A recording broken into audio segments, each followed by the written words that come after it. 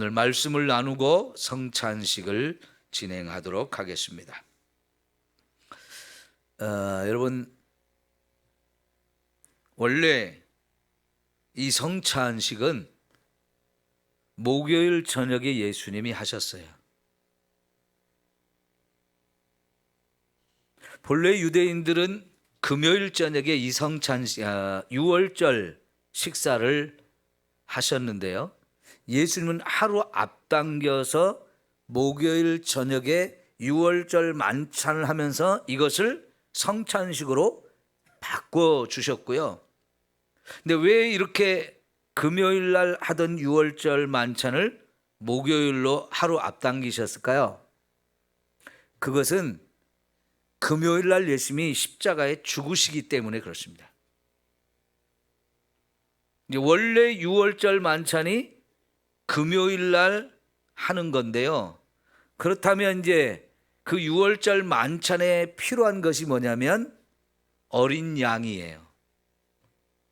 그 어린 양을 잡아서 고기를 굽고 그 잡은 양의 피를 가지고 자기 집에 문설주와 인방에 이렇게 바르고 집안에 들어가서 유월절 만찬을 하거든요.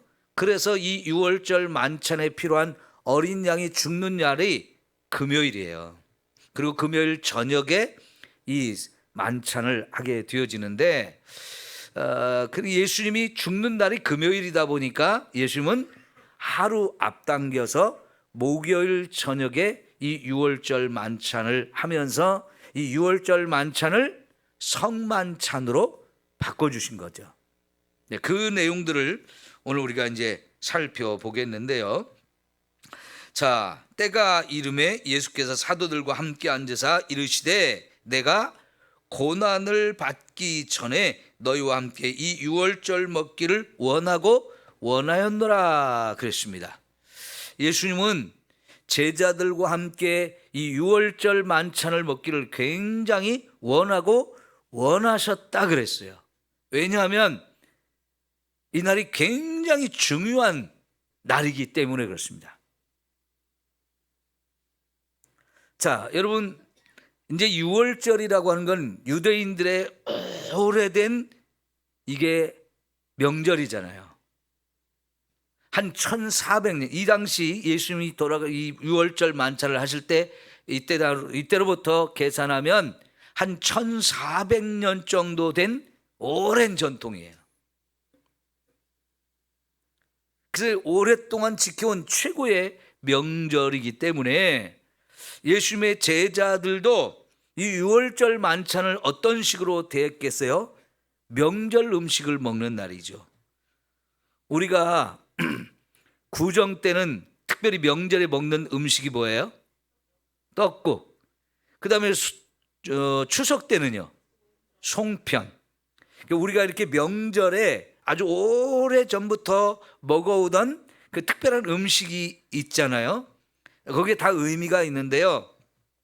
유월절에 관한 유대인의 명절에는 반드시 어린 양을 잡아서 피는 문설주와 인방에 바르고 그 양의 고기를 구워서 양고기를 먹는데 그 양고기만 먹는 게 아니고 거기에 무교병, 누룩을 넣지 않고 부풀리지 않은 딱딱한 빵, 그리고 쓴 나물, 그리고 포도주, 이게 이제 유월절 만찬에 꼭 먹는 이 음식인데요.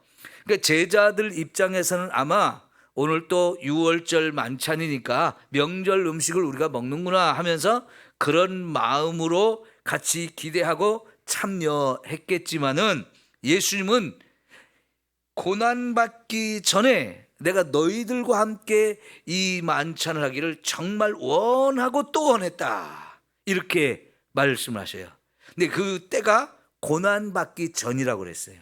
이게 굉장히 중요한 말인데, 예수님이 고난받는다는 건 뭘 말하는 거예요? 십자가에 죽음을 당하실 것을 말씀하는 거죠.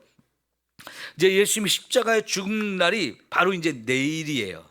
근데 내일이 결국은 유월절이라고 하는 유대인의 큰 명절이거든요. 그거를 하루 앞당겨서 이렇게 유월절 만찬을 한 이유는 내일 예수님이 십자가에 죽기 때문에 그 고난 바로 전에 지금 제자들과 함께 이 유월절 만찬을 하기를 원했던 겁니다. 왜 그렇게 원했을까요? 첫째는 이게 제자들과 함께하는 마지막 식사이기 때문에 그렇습니다. 물론 부활하신 후에 40일 동안 예수님이 제자들과 함께 있으면서 또 많은 식사를 했지만은 그것과는 다른 아주 특별한 명절이기도 하고 이게 제자들과 예수님 살아생전의 마지막 식사이기 때문에 그래요. 사실 부활하신 이후에는 예수님은 식사를 안 하셔도 돼요. 왜? 예수님의 육체가 이 땅에서 나는 음식을 필요한 육체가 아니기 때문에 그래요. 부활체라고 해서 시간과 공간을 다 초월해서 사시는 이제 예수님으로 완전히 몸이 변화가 됐거든요. 그런데 그 부활하신 예수님이 제자들 찾아와서 먹을 것이 있느냐고 해서 달라고 해가지고 제자들 앞에서 먹고, 또 요한복음 21장 마지막 부분에 보면 갈릴리 바다에서 고기 잡던 제자들에게 찾아와가지고 밤새도록 고기 한 마리 못 잡은 제자들 다시 고기 잡게 해가지고 거기 잡은 고기 가져오라고 하면서 예수님이 미리 굽고 있던 떡 이거 하고 해서 거기서도 식사를 했습니다. 근데 그것은 예수님이 부활하신 분이라는 것을 확실하게 보여주기 위해서 그렇게 하셨던 거고요. 사실은 식사를 안 해도 되는 분이었어요. 어떤 사람들은 예수님이 부활했다고 했을 때에 그냥 영만 가지신 분으로 착각을 하거든요. 그런데 예수님은 영과 육을 다 가지신 분으로 부활을 했어요. 그러나 이제 그 육체는 더 이상 썩어질 육체도 아니고 죽을 육체도 아니고 영광스러운 몸으로 변화돼서 이제 그 몸으로 천국에서 영원히 살 수 있는 부활의 영광된 모습으로 완전히 변화된 거죠. 자, 그러니까 이제 예수님이 살아생전에 우리와 똑같은 육체를 가진 분으로서 제자들과의 식사는 이 밤 식사가 마지막 식사였어요. 자, 그것이 이제 첫 번째 제자들과 함께 먹고 싶었던 것이고요. 또 그 다음에 더 중요한 것은 뭐냐면 유월절 만찬을 성만찬으로 바꾸는 것이기 때문에 그랬던 겁니다. 그 다음 절을 봅시다. 매우 중요합니다. 16절. 내가 너희에게 이르노니 이 유월절이 하나님 나라에서 이루어지기까지 다시 먹지 아니하리라. 아주 중요한 얘기를 했어요. 유월절 만찬으로는 이게 마지막이다 하는 얘기예요. 이 밤이 유월절을 끝내는 중요한 만찬이라는 겁니다. 더불어서 하나님 나라에서 이루어진다. 하나님 나라에서 이루어진다. 이 유월절 만찬을 이제 바꿔서 하나님 나라에서 이루어지는 때가 온다는 거예요. 그게 뭘까요? 뭔 얘기일까요? 여러분, 이 하나님 나라에서 이루어진다는 말은 뭐냐면 우리가 요한계시록 19장에 보면 어린 양의 혼인잔치 얘기가 나오죠. 그 어린 양이 누구십니까? 예수님. 그 어린 양의 혼인잔치가 어디에서 벌어져요? 천국에서요. 그 어린 양의 혼인잔치, 예수님이 어린 양이신 예수님이 신랑이 되시고 그분의 신부가 되는 사람들이 누구입니까? 저와 여러분들이에요.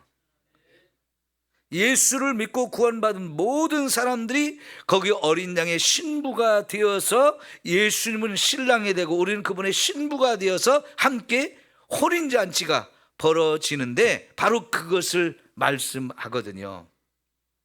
자, 여러분, 그 얘기는 뭐냐면 혼인잔치, 말 그대로 잔치가 벌어지는 거예요. 이 세상에서도 자식이 결혼할 때 그 혼인식이 있는 것 그것만이 아니고 거기에는 반드시 잔치가 벌어지죠. 전 세계 어느 나라를 가도 이 혼인 잔치는 가장 즐거운 잔치예요. 그래서 많은 사람을 초대하고 그래서 같이 그 기쁨을 나누는데요. 여러분, 그런데 이 천국에 우리가 들어가는 날이 바로 어린 양 예수님과 혼인 잔치를 벌이는 날이 되어지거든요. 우리는 예수님은 우리의 신랑이 되고 우리 모두가 그분의 신부의 자격으로 거기에 참여해서 잔치가 벌어지는데 그 잔치에 우리가 주인공이 되어지는 겁니다. 여기 하나님 나라에서 이루어지기까지라고 말하는 그게 바로 어린 양 혼인잔치를 천국에서 이루어질 것을 말씀하는 거예요. 그러니까 이 유월절 만찬을 다시는 이제 이 땅에서 먹지 않는다, 예수님이 말씀하셨는데요. 18절에 보면 똑같은 말을 또 하셨어요. 18절 봅시다. 시작. 내가 너희에게 이르노니 내가 이제부터 하나님의 나라가 임할 때까지 포도나무에서 난 것을 다시 마시지 아니하리라 라고 말씀하시고, 하나님 나라가 임할 때까지, 하나님 나라가 임해야 예수님이 다시 거기서 이 포도주를 마시겠다는 얘기입니다. 유월절 만찬을 마시겠다는 겁니다. 이게 굉장히 이제 중요한 얘기가 되어지는데요. 자, 예수님의 이 최후의 만찬은 그래서 과거가 여기 들어있고요, 또 현재가 있고요, 미래가 있는 이야기입니다. 굉장히 과거와 현재와 미래가 연결되어지는 매우 중요한 이 사건이 되어지는데, 그럼 이 과거라는 것은 뭐냐면 과거에 있었던 유월절이라고 하는 사건이에요. 여러분, 유월절은 어떤 의미가 있는 명절인가요? 출애굽기 12장 13장에 가면 그 유월절에 대한 얘기가 처음 거기서 등장하는데, 유월절은 한마디로 말하면 이스라엘 백성들이 애굽에서 종살이 하던 자리에서 완전히 거기서 그들을 건져내 가지고 구원해 주시고 그들에게 자유와 해방시켜 주시는 이 구원의 사건을 경험한 사람들에게 그걸 영원히 기념하기 위해서 만들어진 명절입니다. 그러니까 유대인들에게서는 과거에 그런 어마어마한 경험을 가진 사건이에요. 그런데 여러분, 그 구원이라는 것이 어떻게 해서 이루어졌나요? 구원이 어떻게 해서 이루어졌어요? 이스라엘 백성들이 독립운동을 해가지고 자기들의 힘으로 거기서 떠나오고 해방이 됐나요? 아니죠. 그들은 어떻게 구원받았습니까? 전적인 하나님의 은혜로 구원받았어요. 하나님이 모세라는 사람을 지도자로 세우고 그 모세를 통해서 이스라엘 백성들을 이끌어내는 일을 하시는데, 사실 모세가 힘이 있어서 그렇게 한 게 아니고요, 그냥 하나님의 심부름꾼이죠. 그리고 백성들은 모세를 통해서 하나님이 말씀하신 대로 순종해가지고 그것이 이루어졌는데, 여러분, 애굽의 왕은 이스라엘 백성들을 내보내지 않기 위해서 얼마나 고집을 많이 부렸습니까? 그래서 그 애굽의 왕의 고집을 꺾기 위해서 하나님이 하신 것이 뭐냐면 10가지 재앙을 내리는 거였죠. 9번째까지 재앙을 받으면서도 엄청 고집을 부려가지고요, 내보내준다고 하면서도 또 거짓말로 그걸 다 뒤집어 엎어버리고, 보내줄게 했다가 또 뒤집어 엎고, 그러면서 9번을 버텼어요. 마지막으로 하나님이 준비한 재앙이 10번째, 이제 애굽의 왕부터 모든 백성들의 장자를 죽이는 이 사건이 벌어지는데, 하나님 말씀하시기를 9번까지는 그들이 고집을 부리고 안 내줄 거야. 그런데 마지막 그들의 장자를 죽이는 이 사건이 있어야만 너희들을 내보내줄 거라고 이렇게 말씀을 하셨거든요. 그래서 결국은 애굽의 모든 장자들을 죽이는 이 재앙이 임하는데, 그 재앙은요, 이스라엘 백성들의 장자도 다 죽어야 되는 재앙이었어요. 하나님께서 이 장자를 대신해서 누구를 죽이라고 그랬어요? 어린 양을 죽이라고 그랬어요. 장자를 대신해서 어린 양이 죽어서 장자를 살리게 되어지고, 그리고 그 밤이 지나면 이스라엘 이제 애굽 사람들이 이제 더 이상 버틸 수가 없다고 손을 들게 됨으로 인해서 그들이 이제 완전히 자유를 얻고 해방되어서 애굽을 떠나는 사건이 일어나잖아요. 그래서 그들이 애굽에서 완전히 해방되고 구원받는 사건을 기념하기 위해서 만든 것이 이 유월절 명절입니다. 하나님이 그때 그런 사건을 경험하게 하시면서 그거를 영원히 잊지 않게 하기 위해서 유월절이라는 명절을 만들고, 그 명절이 되면 반드시 해마다 양을 잡고 피를 바르고 그 다음에 무교병과 쓴 나무를 먹는 이런 유월절 만찬을 하게 했어요. 그러니까 유대인들은요, 이 전통을 정말 철저하게 지키면서 유월절 만찬을 대단히 중요하게 여기면서 거기에 먹는 빵과 거기 먹는 양고기, 이게 굉장히 중요한 이야기란 말이죠. 그래서요, 온 가족이 한 사람도 빠짐없이 다 모여야 되고, 그러면 그 식사를 하면서 제일 연장자인 어른이 해마다 이 유월절에 대해서 가르치는 거예요. 해마다 또 가르치고 또 가르쳐요. 왜? 잊지 않게 하기 위해서. 근데 그렇게 할 때는 가장 집안의 나이가 어린 아이가, 왜 우리는 유월절을 지켜야 됩니까? 유월절이 어떤 날입니까? 그리고 왜 양고기를 먹어야 됩니까? 왜 쓴나물과 이 맛없는 누룩 없는 빵을 먹어야 됩니까? 이런 것들을 하나씩 하나씩 묻게 되어 있고, 그때마다 제일 어른이 자세하게 그걸 어린아이가 알아들을 수 있도록 설명을 해주면서 이 유월절의 의미를 또 새기고 또 새기게 하는 그런 절기입니다. 그러니까 지금 예수님과 제자들이 처음에는 유월절 만찬으로 모였습니다. 그러면서 과거의 그 사건을 다시 한번 기억하면서 그걸 마음에 새기는 건데, 자, 예수님은 이날 이렇게 봅시다. 17절. 아까 말씀을 읽어줄 때 건너뛴 부분이 있어가지고 우리가 못 읽었는데요. 17절. 이에 잔을 받으사 감사 기도하시고 이르시되 이것을 갖다 너희끼리 나누라 하시면서 내가 너희에게 이르노니 하면서 이제 하나님 나라가 임할 때까지 나는 이제 더 이상 이 땅에서 포도주를 안 마신다라는 말씀을 하셨죠. 그 다음에 19절. 또 떡을 가져 감사 기도하시고 떼어 그들에게 주시며 이르시되 이것은 너희를 위하여 주는 뭐라고요? 내 몸이다.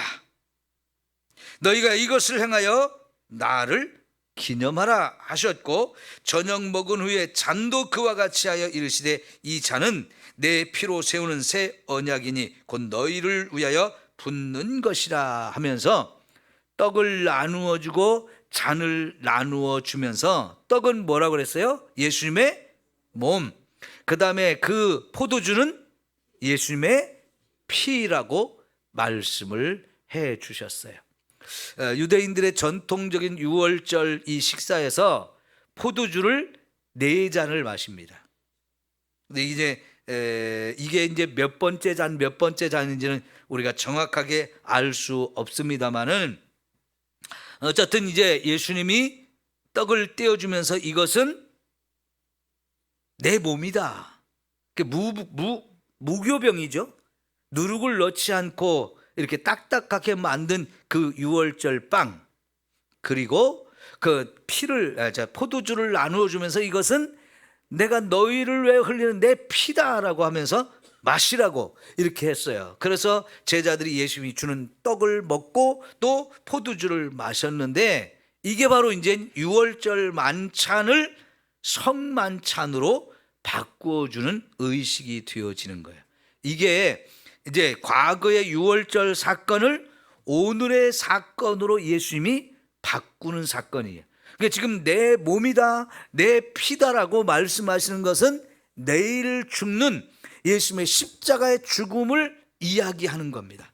그러니까 예수님이 십자가에 죽으시면서 자신의 온몸이 다 다 갈기갈기 찢겨졌는데 그 찢겨지는 몸 그리고 온몸에 피를 흘린 이것을 우리들에게 나누어 주어서 그걸 먹고 마시게 하고 그거를 기념하게 하는 것, 이게 성만찬으로 유월절을 바꾸어 주는 사건이 돼요. 그러니까 결국 유월절 사건이 이 성만찬, 예수님의 십자가를 예표한 사건이 되어지고, 지금 십자가는 그 유월절을 통해서 주어지는 약속들을 성취하는 사건이 되어진다는 거예요.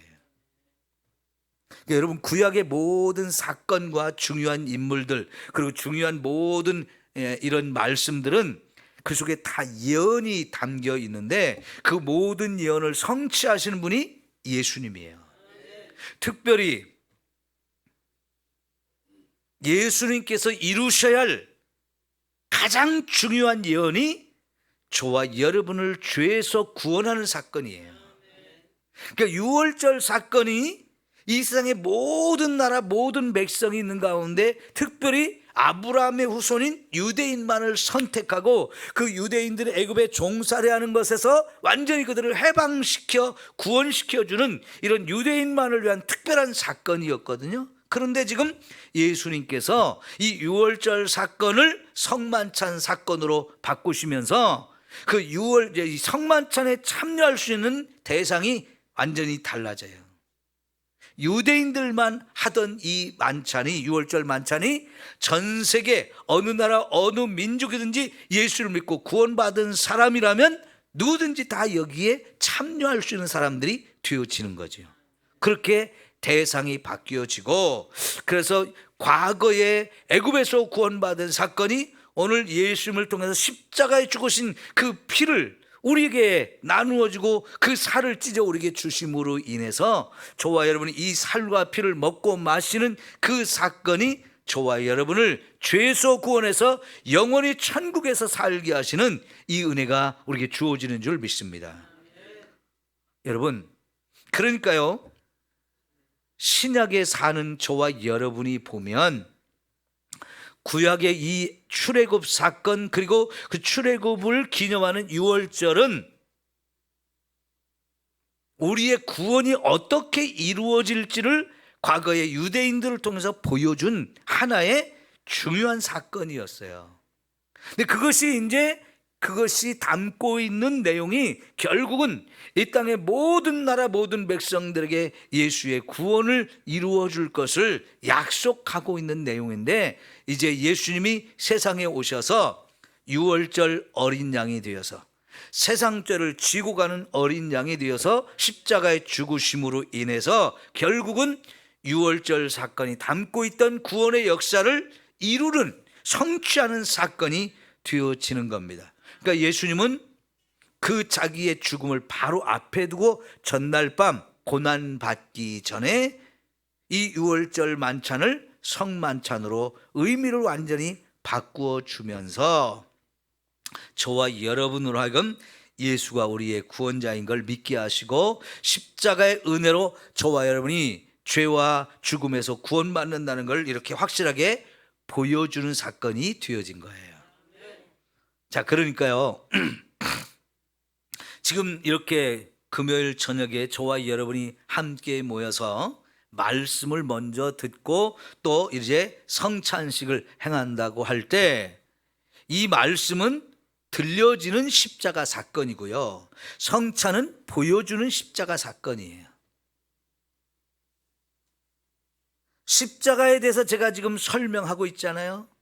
예수님의 십자가가 왜 필요한 것인지, 하나님이 왜 예수님을 이 십자가에 죽게 하려고 이 땅에 보내셨고 예수님은 굳이 그 엄청난 고난이 있는 이 십자가의 죽음의 길을 왜 스스로 선택하고 가셔야 했는지, 그게 바로 유월절 사건을 통해서 약속한 거기 때문에, 그렇게 십자가에 죽으셔야만 저와 여러분을 구원할 수 있기 때문에 예수님은 이렇게 십자가에 죽으신 거고요, 그 십자가의 사건을 하나의 상징적인 이 성찬을 통해서 저와 여러분이 영원히 기념하고 이거를 먹고 마실 때마다 또 십자가를 생각하고 십자가를 통해 주어지는 이 구원의 은혜의 감격 속에 저와 여러분이 살게 하시는 거지요. 그래서 예수님이 그 유월절 만찬을 성만찬으로 바꾸면서 19절에 뭐라고 말했냐면 너희가 이를 행하여 나를 기념하라 라고 말씀을 하신 거예요. 그러니까 이 기념하라는 말의 의미는 뭐냐면 계속 이걸 또 하고 계속 하면서 이거를 자꾸 기억을 하게 하라는 거예요. 마치 유월절 사건이 과거 2000년 전에 있었던 사건임에도 불구하고 해마다 이때가 되면 명절을 만들어서 계속 지내면서 그 과거의 사건을 기억하듯이 이제는 예수를 믿고 구원받은 저와 여러분이 어떻게 구원받았나, 나는 어디에서 구원받았나, 이거를 확실하게 기억하고 기념하게 하기 위해서 성찬식을 만드셨고요. 이거는 한 번 하고 끝나는 게 아니고 계속 또 하고 하면서 우리가 이 구원의 감격과 은혜를 잃어버리지 않게 하라는 거예요. 여러분, 우리는 이 시간 속에 살다 보니까 시간이 지나면 과거의 사건은 자꾸 잃어버리죠. 기억도 희미해지죠. 처음 이런 걸 경험할 때는 엄청난 충격이고 엄청난 은혜가 되고 막 감격이 있고 그랬던 일이라 할지라도 시간이 지나면 점점 이게 잊혀져요. 감격은 분명히 사라지고요. 우리의 심령이 메말라요. 우리의 신앙생활을 계속하면서 가장 큰 숙제가 그거예요. 내 심령이 주의 은혜가 메마르지 않게 하는 거. 나를 구원해 주신 이 하나님의 은혜와 사랑에 대해서 감격하는 이 마음이 자꾸 식어지지 않는 것. 그게 너무너무 중요한데 우리는 육신을 가지고 이렇게 시간 속에서 살다 보니까 자꾸 시간이 흘러가면서 이 감격이 자꾸만 무디어지고요, 식어지는 거예요. 메말라지는 거예요. 그래서 우리는 또 자꾸 모여서 말씀을 듣는 거고 또 이렇게 성찬식을 자꾸 하면서 이거를 다시 기억하고 다시 은혜 속에 우리가 들어가기를 자꾸 해야 되는 거지요. 그러니까 여러분, 성찬식 또 하네, 늘 먹는 빵, 먹는 포도주, 그렇게 생각하지 말고요, 이 성찬식을 통해서 이건 정말로 예수님이 나에게 자신의 몸을 찢어준 것이고 자신의 모든 피를 흘려서 저와 여러분을 주신 너무나 귀한 피라고 하는 믿음을 가지고 이거를 먹고 마셔야 합니다. 물론 그런다고 해서 여기 있는 빵이 예수님의 살로 바뀌는 거 아니고요, 예수님의 피로 변화되는 건 아니에요. 그러나 우리는 이 빵을 먹고 포도주를 마시면서 예수님이 내게 주신 그 살을 내가 직접 먹는 것으로 믿음을 가져야 되고 예수님의 피를 내가 마시는 것으로 믿음을 가져야 돼요. 그럴 때 십자가의 사건은 과거의 사건이 아니고 지금 오늘의 사건이 되어져요. 나를 구원하기 위해서 예수님이 오늘 나를 죽어주신 것이고 그래서 그 피를 흘려주고 그 살을 찢어 나에게 주신 것이다라고 이렇게 실제적인 사건이 되어지는 거예요.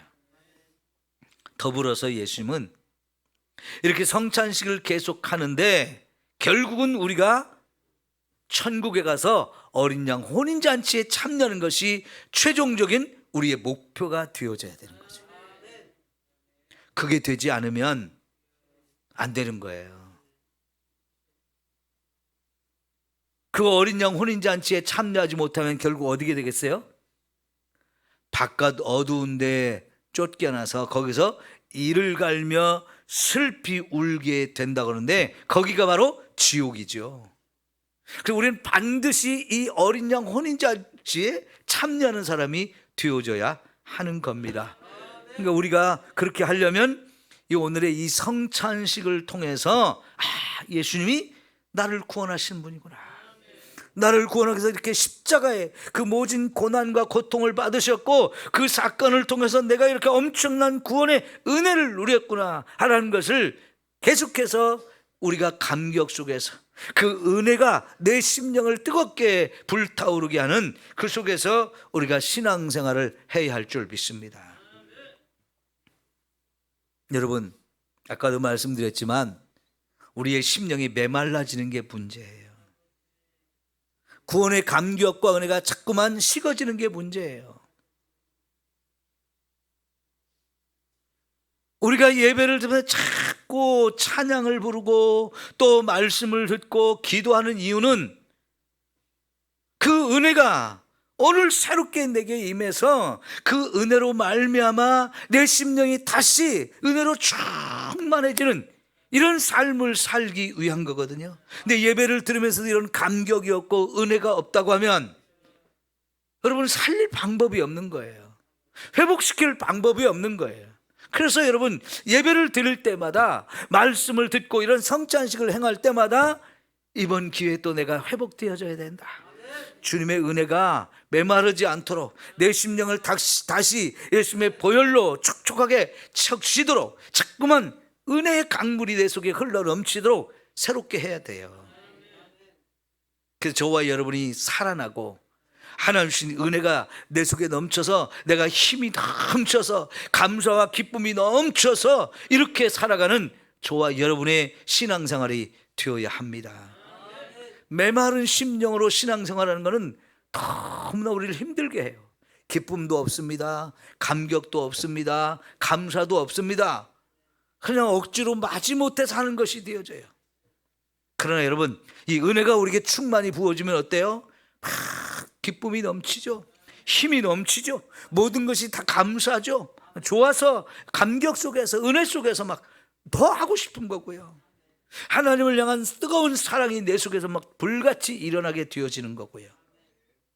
여러분 꼭 이렇게 이런 신앙생활을 저와 여러분이 할 수 있기를 축원합니다. 기도합시다.